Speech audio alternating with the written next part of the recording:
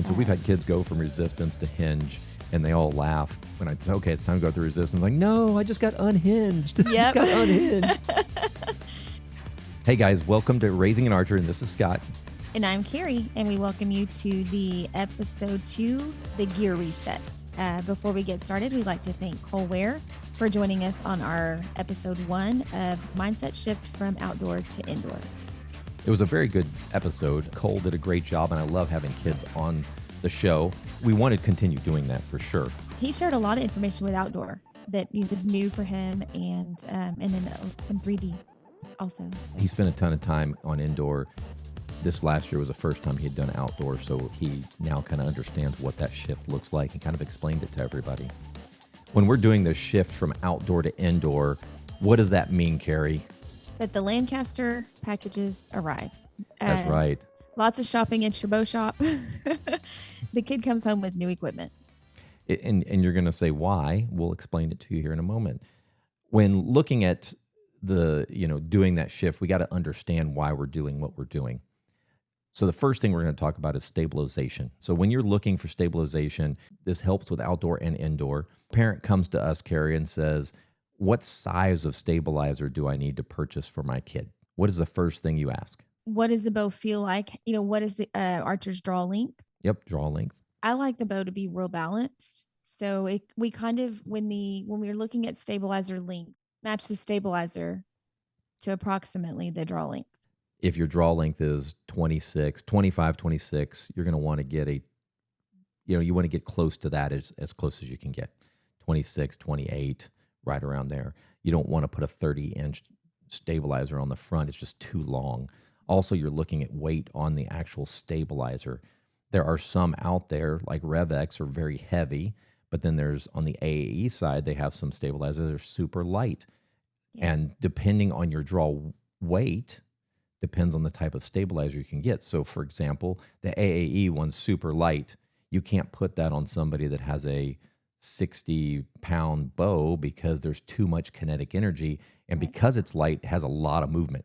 So it'll bounce around. Right. Yep. Right. On the back bar, we typically see 12 to 15 inches. Yep. And it really depends on the draw length. If you can't, a kid has 26-inch draw length and you put a 15-inch stabilizers on the back, it's going to poke them in their side. Right. It's just not, that's why they'll have to do the 12. Unfortunately, that means you have to continue to buy equipment as the kid grows. As the kid grows. You're right. What you purchase when they're 12 is probably not what they're going to be using when they're 16, especially the boys. Yep. Especially the girl and boy. So Kari mentioned that she likes a bow that balanced. Maybe just a little forward weight. Just a little forward weight. But I do like the bow to sit. If you were not at full draw, but just holding the bow in your bow hand, it should sit. For me, that's what I like. So that's and there's 3 different ways to set up a bow. There is and each kid is different. So right, some kids like it one way or the other.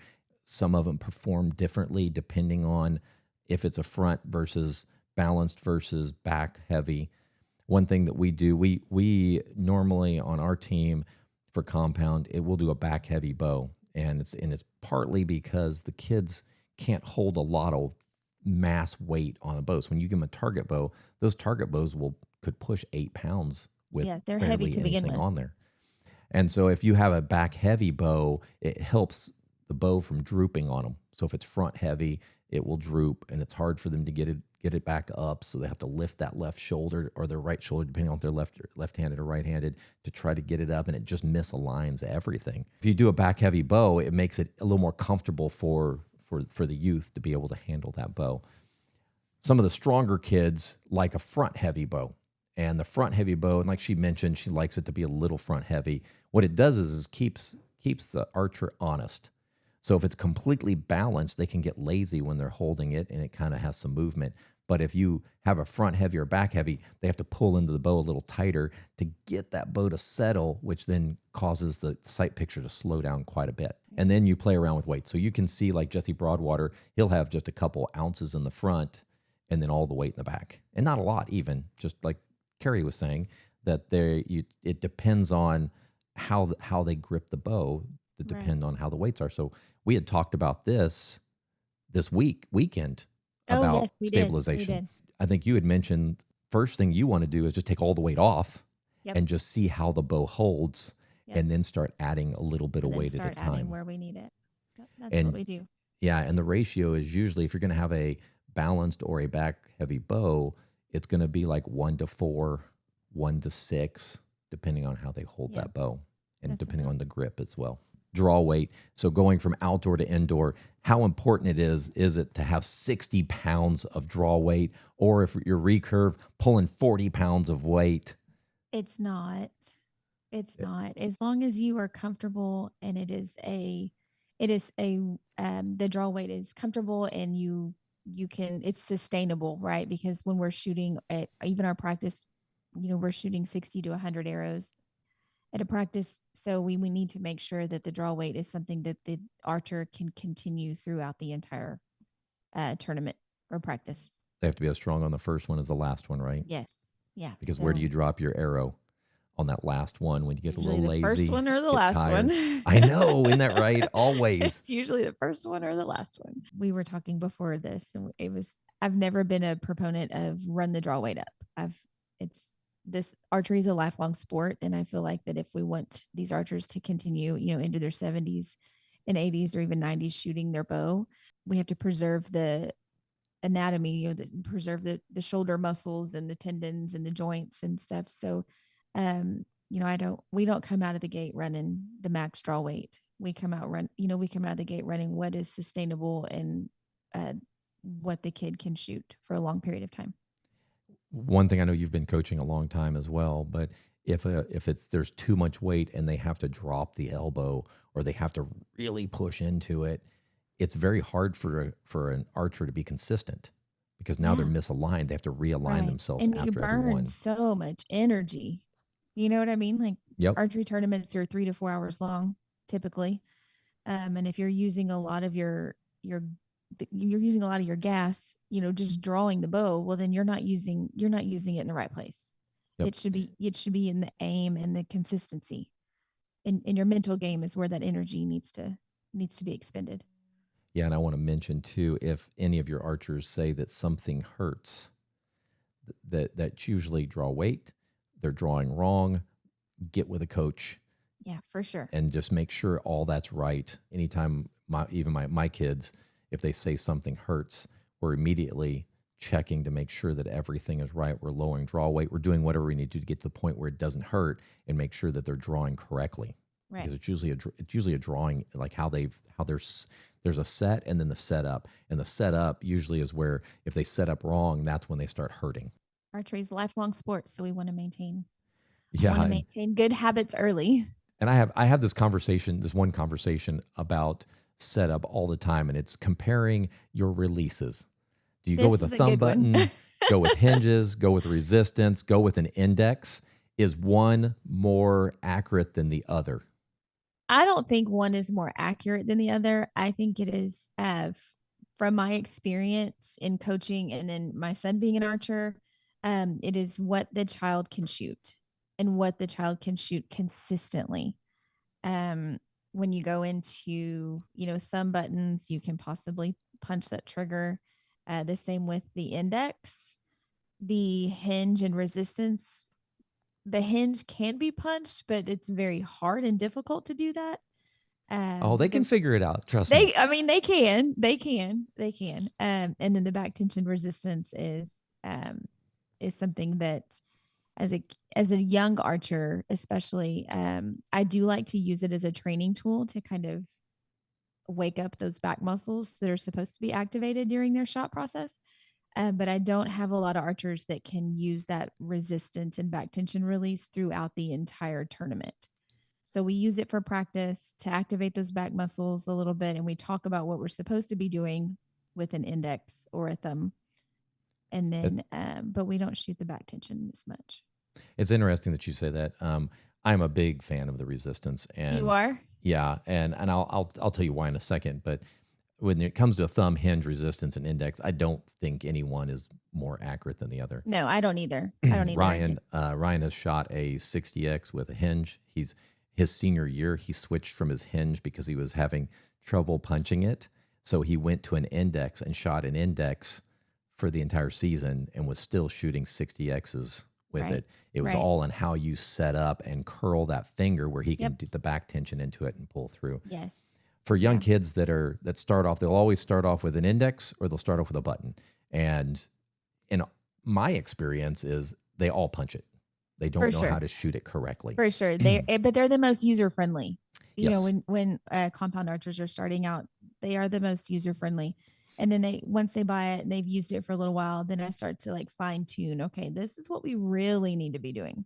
This is how you need to shoot this. This, the punching is, that's your left and right in your target. Yep. And it can lead to anticipation and things like Yes. that. Yes, it can. For a resistance, I'm going to mention. I'm just going to go ahead and talk. I'll tell you why I love the resistance for Right. youth archers. It doesn't work for all bows. You need something with kind of a hard wall when you use it. It forces that back tension, like what you were saying. I've had kids that have shot those for a year. What usually moves one of our youth off the resistance is outdoor season. It's very hard to shoot a resistance Yeah, in because wind. you want that shot to go off in the wind. You can't do it indoor. It's great. There's no elements, so you can just be very consistent. I've had several people tell me that resistance aren't consistent, and I would argue with them because I have youth that are shooting them at the top level and making national teams with resistance and shooting at a level that could outshoot any adult here because they don't know any better. We give them resistance, they figure it out. They understand that if they do it the same every time, guess what? It works. Right. Right. And that's what I tell my kids. The secret to indoor archery is doing the same exact thing every single time. Repeat that 60 or 100 times. Consistency is king. Yes. So if you can replicate it, you should shoot the center every time, right? Every time. If they would only listen to us, Kari. Yes. Every time. I like that back tension. Connor goes to it when he feels like he's getting a little sloppy. I think it's a kid. So for a resistance for me, I can't get, if somebody comes in and just wants to shoot and have fun and he wants to improve, but he doesn't have the right equipment, I'm not going to put him on a resistance right away. No. If the parents are willing to spend the money to get them the right equipment, then I will put them on a resistance and say, this is your release until you are approved to use something else. Yeah, the other ones do when you come right out the gate and you don't use them properly. It's very easy to develop bad habits. And so we've had kids go from resistance to hinge, and they all laugh when I say, "Okay, it's time to go through resistance." Like, no, I just got unhinged. I just got unhinged. So going from outdoor to indoor, it is almost a complete different setup because now you're looking at the weights could be different. You could lower your weights. You could, because the bow is going to perform a little different at 20 and you want a consistent bow. You want consistent arrows. So we have the large arrows versus the small arrows, the skinny, big versus skinny debate. What do you think? The first thing we did when we got into this, my son's like, I want the 27s, the biggest arrow he could get for NFA. Yeah. And you know what? I bought them and it was a waste of money. We have a set of 26s that nobody can shoot around here. So we got 26s. They shot a little better. Still a waste of money for us. Yeah, when he was a youth, as he was going, even in high school, we ended up, once he got to about junior in high school, his draw weight and his draw length was enough where we could actually tune him. I didn't realize how hard it is to tune a 27 or a 26, especially a 27. I think us either. I think we've had that set of 26s for about 2 years, and we just couldn't get him to fly the way Connor wanted him to fly. Even when we went to... We knew the 27s were way too much anyway, but the 26s were like, oh, yeah, we should be able to get by with that, and we weren't. You can't even break them down enough to get them to perform because you got to run them long. You got to put a bunch of weight in them because they're running 300. Some of them are 250 spine. Those 27s. Yeah, I think the smallest spine we could get in those was a 350.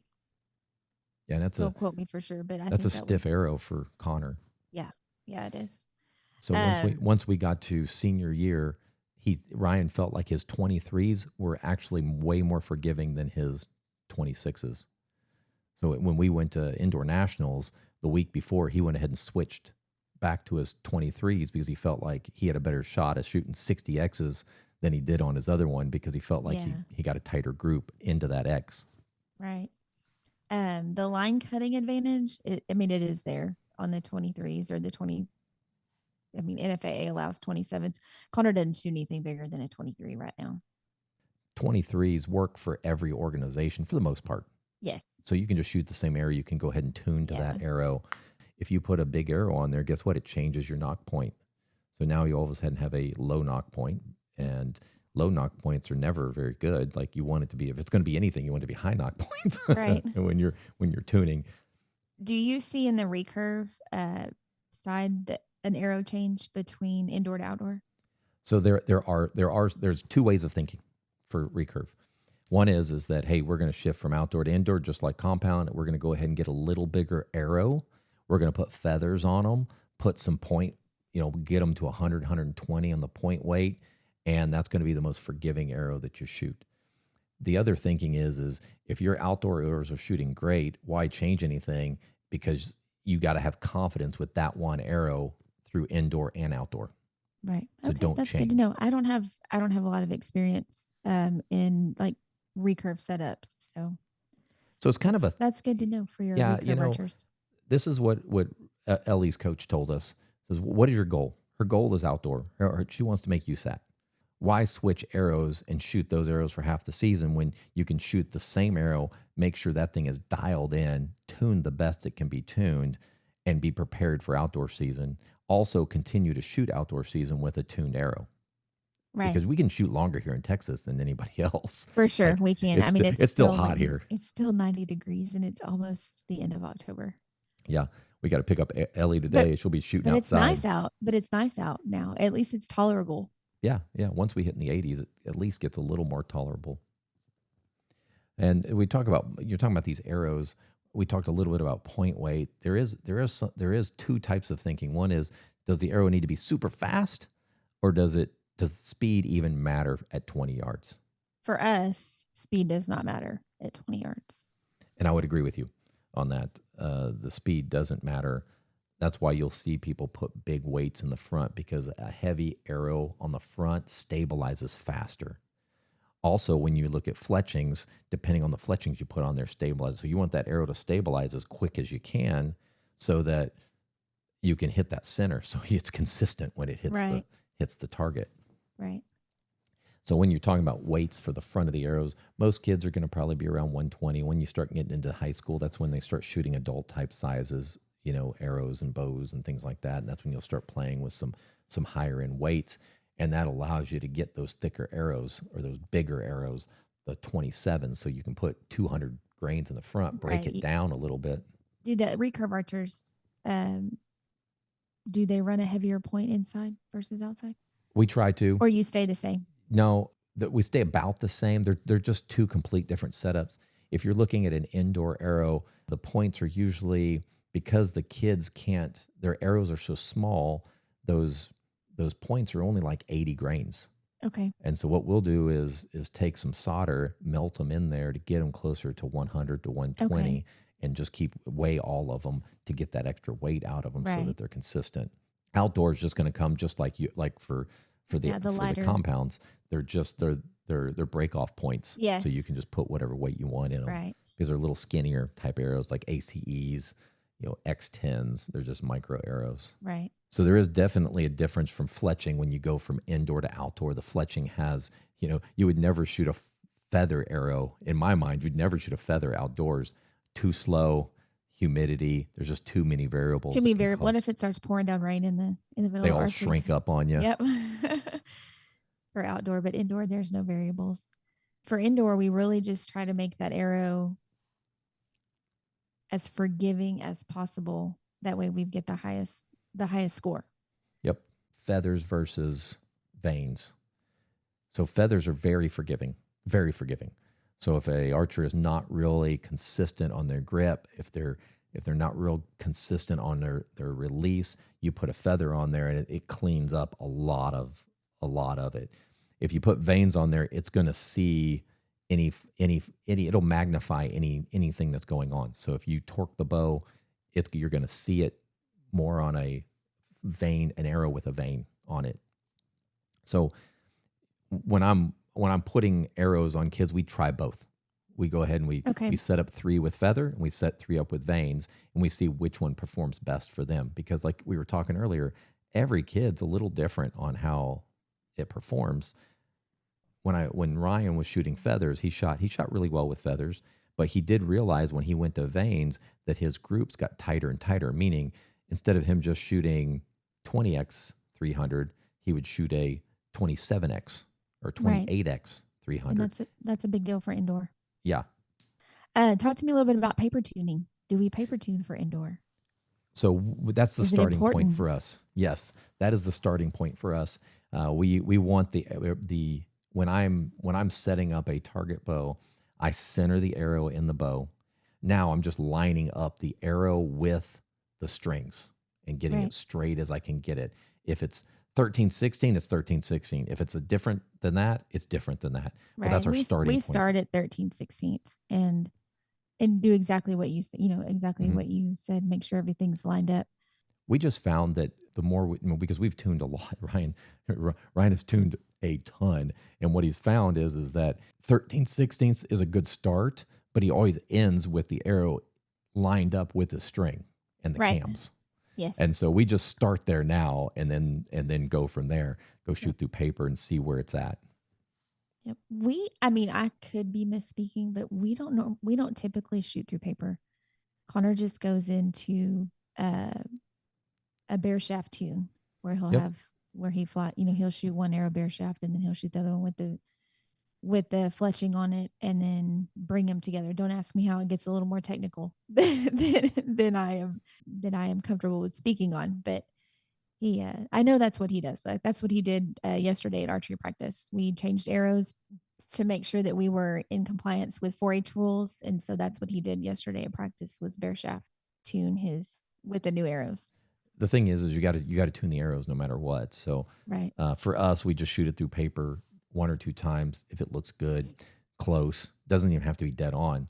If it's just a small little tear, we're not going for a bullet hole because Right. once he goes and does his bear shaft at 30 yards, he gets that down, and then he'll group tune at about 50 just to group them and move the rest up and down, seeing which way performs the best. So he'll Yeah. shoot 15 arrows with it all set, and then he'll move it down a couple clicks and shoot it. If it gets better, he moves down a little bit more. If it doesn't, then he goes back up and he'll go up and try up a little bit. So it does take a day or two to get everything Yeah. tuned, but Yeah. what that does is it just creates a very forgiving arrow. And that's what we want for Yeah. sure. We don't spend a lot of time with bear shaft, especially with our youth, because they're still working on their form. It's very hard for them to shoot 2 consistent arrows. Right. And we've tried Right. it. We've realized that that is a waste of time. Group tuning is the best way for us to be able to tune an arrow. So once we do paper, we get it close, we go into the range, we go to 50 yards. I take a target, I flip it over, and I put a piece of 3-inch tape across it. I don't care about left and right. I'm just shooting for up and down. So they just shoot at the green line or whatever color Right. tape you have. They shoot their 5 arrows. We go down and we shoot the next 5. We shoot the next 5, and then we measure from the arrow that was the highest and the arrow that was the lowest. So if it was like 4 inches, so that's our starting point. So now we take the rest and we move it down just a little bit or up a little bit. Usually up is what Ryan does first because that seems to be the best way. Gives it a little bit of a high tear if you shot it through paper. So he moves it up just a little bit. So then you could move it again. Does it make it any better? If it goes to 3 inches, well, we'll go back to the 2.5, and then that's our tune. Right. How do you keep up with all the changes? Do y'all keep a notebook? We keep it in notes on our phone. Yeah. I make Connor write his stuff down if he makes significant changes, during practice, if he's messing with things. And so I think that is a that's great what we do. that is a pro tip right there. It is. That is the pro tip. That is definitely a pro tip. We didn't keep very good track of all that, and so Ryan was growing so fast. I was trying to keep track of draw length, but I wasn't keeping track of wingspan. When we would go and shoot a tournament and things would go rough or practice is getting rough, I figured out if I wrote down his wingspan and I was like, hey, let's measure wingspan real quick. Oh, it's changed. Let's check your draw length now. Or, oh, it's the same. So it's not draw length. If it's, because he started to Right. get, oh yeah, we need it longer. We need it longer. We need it longer. Next thing we know, the bow's way too long Right. because they keep extending when he hadn't grown. Keeping good documentation of Good how the bow is notes. set up. Somebody had told me once, and it just makes total sense. When the bow is perfect, everything's shooting great, the draw length looks great, everything's great. That's when you document everything to make sure that Yes. you have the exact setup of what feels great. Yep. Also, when do you video?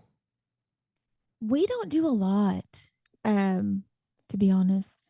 We really So if don't. you do video, when do we usually video? When something's wrong. Right. Something's wrong. So we're videoing it, sending to everybody what's wrong. We should be videoing when it's right. When it's good. When it's Yes. good, so we can go back and look. Yeah, I really try when I remind Connor of things. He finished a really big weekend this weekend at Houston, and so yesterday evening I was like, I know you're tired and I know you're still trying to catch up for homework, but make some notes about this weekend because he had some feelings and some kind of breakthroughs, I think, almost for him. And I was like, write those down so that we remember when this happened and what it felt like. So for sure, write down the good. Write down the good. Absolutely. Yeah, write the good down. Videos of the good, pictures of the good. Don't worry about the bad. Delete those off your phone. Yeah.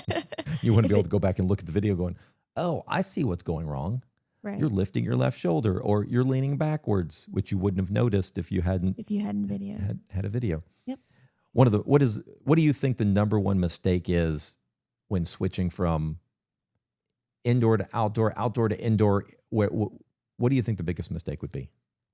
It's the time. Well, I'll just jump in. Yeah. It's the time when you buy. It's like we're going from outdoor to indoor. Hey, you know what? There's these cool little. Oh, this new release. Oh, there's a new sight. Yeah. Oh, I want these new stabilizers. You're changing too much too fast. Too much. Yeah.